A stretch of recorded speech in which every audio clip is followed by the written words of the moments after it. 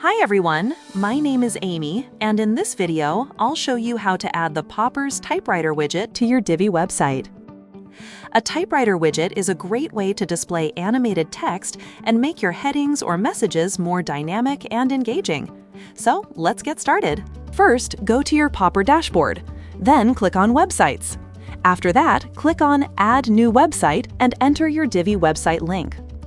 Once you've added the link, click on Add Website. Next, go to your WordPress dashboard. In the Plugins section, search for the Popper plugin, then install and activate it. After activation, click on Popper from the left sidebar.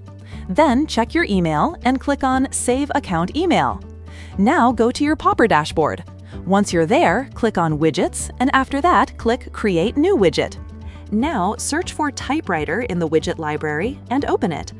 Once the widget editor opens, you'll see the preview on the right side and the settings on the left side. In the Content tab, you can change the static content, such as the prefix and suffix.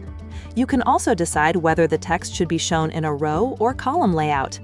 Then you can create sequences, where you define the typing steps, wait time, and delete actions.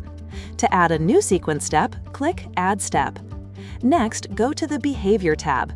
In Type Behavior, you can customize the typing speed, deleting speed, variance, and enable or disable natural pause. In Looping Sequence, you can turn looping on or off. If looping is enabled, you can also edit the loop delay and start delay. Then open the Appearance tab. Here, you can change the font family, font size, weight, line height, line spacing, and alignment. In the Effect section, you can enable gradient text and convert the text into a gradient style. If gradient text is turned off, you can change the regular text color instead. You can also enable or disable the glow effect. In the Container Wrapper section, you can choose between inline or card box. Next, go to the Cursor tab. Here, you can customize the cursor style using Shape, Icon, or Custom, and adjust the related settings accordingly. Once you're happy with the customization, click Publish Widget. After that, the installation code will appear. Copy the installation code and go to your Divi site editor. Now add a code block, paste the code inside it, and save your changes. Once your website is live, refresh the page, and your widget will appear successfully. That's it for this video. I'll see you in the next one.